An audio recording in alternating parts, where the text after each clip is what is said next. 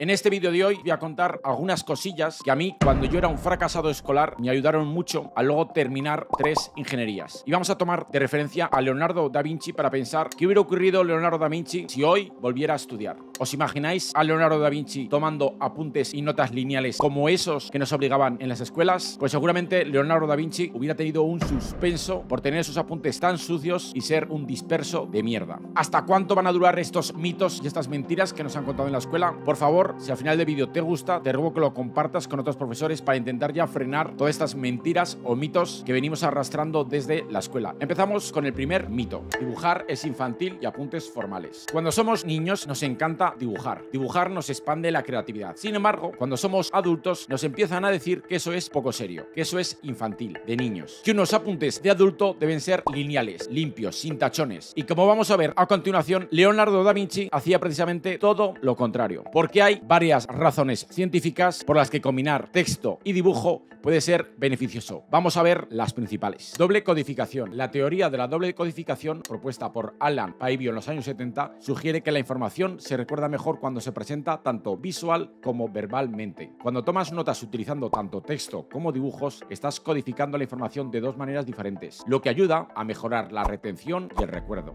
El procesamiento activo. Dibujar y escribir son formas activas de procesamiento de información, lo que significa que estás interactuando activamente con la información en lugar de simplemente recibirla pasivamente. Esquematización y estructuración. Los dibujos y diagramas pueden ayudarte a esquematizar y estructurar la información, lo que puede facilitar la comprensión de conceptos complejos y relaciones. Por ejemplo, un diagrama puede ayudarte a visualizar cómo diferentes partes de un sistema interactúan entre sí. Atención y compromiso. Combinar texto y dibujos en las notas puede ayudarte a mantener tu atención y a mantenerte comprometido con el material. Esto además, para los que somos un poco dispersos, puede ser muy útil en clases largas o en temas que encuentres difíciles o aburridos. Si una idea la puedes explicar mediante un dibujo, no lo hagas en texto. Una imagen vale más que 1000 palabras. Vamos a verlo con un ejemplo. El famoso dibujo del hombre de Vitruvio, una representación icónica del cuerpo humano que ilustra los principios de proporciones ideales en la arquitectura y el arte. En esta obra Da Vinci no solo dibuja el cuerpo humano con dos posiciones superpuestas, sino que también acompaña el dibujo con notas que expliquen las proporciones del cuerpo. Por ejemplo, señala que la longitud de los brazos extendidos de un hombre es igual a su altura y que la distancia desde el ombligo al suelo es la mitad de su altura total. Aquí lo importante es saber encontrar ese elemento visual que represente la idea, que relacione dos conceptos. Pero esto requiere práctica, aprender cómo tenemos que elegir ese elemento visual que nos ayude a representar mucho mejor la información mediante un dibujo. Hay muchísimos elementos visuales, desde flujogramas, despieces, cronogramas, diagramas de Gantt, gráficos lineales, de barras, de tartas, tablas y muchos más. Con este sistema pasé de no entender nada, de solamente dedicarme a transcribir lo que decía el profesor, a empezar a entender las bases de cada asignatura. Entonces, cuando luego tenía que volver a estudiar, partía ya de mis apuntes, de esos apuntes caóticos donde mezclaba dibujos y textos. Si te interesa saber más el detalle cómo yo lo hacía y cómo tú puedes aprenderlo, échale un ojo aquí abajo en la descripción porque tengo algo que igual te interesa. Y por cierto, lo de intentar evitar ser formales ya no solo tiene que ver con los textos y con los dibujos, sino también con la forma en la que te expresas, con la literalidad de los textos. Por eso vamos al siguiente mito: escritura literal. Da Vinci hoy en día se hubiera adaptado perfectamente a los lenguajes de chat. ¿Por qué? Porque nosotros, cuando estamos escribiendo por chat, solemos omitir muchas palabras o usamos acrónimos. Pues que sepáis que Da Vinci fue el precursor de todo esto y ya lo hacía él. Da Vinci omitía muchas palabras y únicamente escribía el inicio de alguna palabra o tenía algún símbolo para palabras más largas. Por ejemplo, al igual que ahora escribimos una X para evitar poner para en nuestros mensajes de WhatsApp, esto ya lo hacía él. De hecho, Leonardo escribía una P seguida de un círculo para ahorrarse escribir para. Y ahora vamos con otro mito que seguro muchos de vosotros os suena bastante. Marcos, no te disperses, céntrate en lo que estás, que te me has ido a los cerros de Úbeda. Pues esto es cierto y falso al mismo tiempo, porque dentro de la dispersión hay una escala de grises. Hay un tipo de dispersión que efectivamente nos aleja de nuestro foco, nos dispersa, pueden ser noticias, fútbol, novedades. Sin embargo, hay otro tipo de dispersión que puede ayudarnos a relacionar la temática en la que estamos con otra temática ajena, pero que guarde algún tipo de patrón, algún tipo de contexto tengan en común. Y ese contexto, relación o patrón nos ayuden a extrapolar algo que en esta temática esté más avanzado, poder extrapolarlo a esta temática donde estamos empezando, donde todavía el conocimiento es incipiente. Porque hay muchas temáticas que los patrones se se repiten entre ellas. Y esto lo observó Leonardo y lo reflejó en sus notas. Por ejemplo, en una página de su códex podemos encontrar dibujos detallados del sistema circulatorio humano junto con esquemas sobre cómo mover los brazos y las piernas para nadar. A simple vista podrían parecer dos temas completamente diferentes, pero para Da Vinci estaban relacionados por el hecho de que el movimiento del corazón es fundamental para el flujo sanguíneo como para la natación. Otros ejemplos de cómo Da Vinci relacionaba distintos conceptos son los siguientes: geometría y botánica. En sus cuadernos, Da Vinci dibujaba flores y plantas con gran detalle utilizando la geometría para analizar su estructura y patrones. Por ejemplo, hizo varios dibujos de girasoles en los que analizó la disposición de las semillas en espiral. Anatomía y mecánica. Da Vinci estaba fascinado por el cuerpo humano y realizó muchos estudios detallados de la anatomía. También aplicó su conocimiento mecánico a la comprensión del cuerpo humano, como se puede ver en sus dibujos de músculos y huesos. Óptica y perspectiva. Da Vinci fue uno de los primeros artistas en utilizar la perspectiva lineal con precisión matemática para crear la ilusión de profundidad en sus pinturas. También estudió la óptica para entender cómo funcionan nuestros ojos y cómo percibimos el mundo que nos rodea. Anatomía e ingeniería militar. Debido a su interés por las máquinas militares, Da Vinci estudió la anatomía humana para entender mejor cómo funcionan las armas y replicar este funcionamiento en ellas, y así ver cómo podrían ser más efectivas. Otro de los mitos que fui desterrando fue el de centrarme únicamente en la asignatura que me tocaba. Al revés, precisamente el hecho de conectar la propia asignatura en la que estaba con otras asignaturas me ayudó a ganar motivación y a encontrar patrones que me ayudaban a retener la asignatura en la que estaba. Y precisamente hablando de relacionar, vamos con otro mito que hoy en día oigo mucho relacionado precisamente con las herramientas de tomar notas. En el mundillo de las metodologías GTD, Segundo Cerebro, Cerebro Digital, a raíz de las herramientas Notion, Obsidian, Logic, todas estas que han salido, hay una corriente que tiende a decir que hay que separar gestión del conocimiento personal de gestión de tareas, porque dicen que son dos cosas distintas.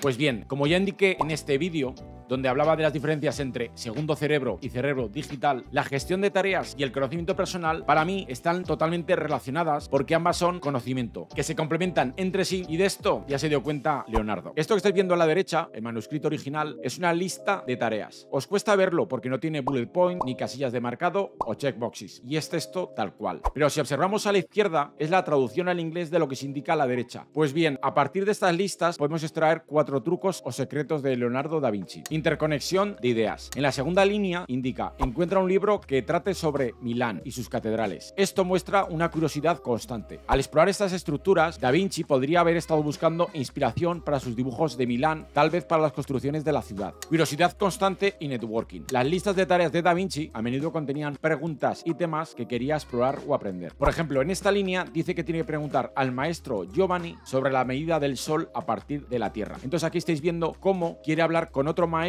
que sabe más que él para entender las proporciones de los planetas respecto del Sol. Planificación y organización. A través de sus listas, Da Vinci organizaba sus pensamientos, ideas y proyectos. Y entonces nos enseña la importancia de tener un sistema de organización y de planificar nuestro tiempo y esfuerzo. Autoaprendizaje. A menudo las listas de Da Vinci también incluían temas que él quería estudiar por su cuenta. Por ejemplo, en esta línea se apunta que tiene que examinar la ballesta del maestro Giannetto. Bueno, como estáis viendo, Leonardo da Vinci también era muy humilde porque cuando algo no lo sabía, siempre buscaba fuentes u otras personas que supieran más que él para hablar con ellas e informarse. Y ahora vamos con el mito que seguro más os va a gustar. Trabajar duro no implica éxito. Este es mi mito favorito y el que enseguida deseché o me lo tomé de otra forma. De hecho, Leonardo no siempre trabajaba duro. Leonardo pasaba largas horas observando la naturaleza u observando procesos para extraer conclusiones, pero sin prisas. Solamente observaba. Esto puede parecer contraintuitivo en una época donde precisamente aprender parece que sea sinónimo de leer o de consumir únicamente información, sino que para Leonardo también aprender era pasar temporadas pasivas, simplemente observando, reflexionando, mirando sobre todo la naturaleza, como ahora vamos a ver. Leonardo, antes de ejecutor, era observador, analista, no tenía prisa.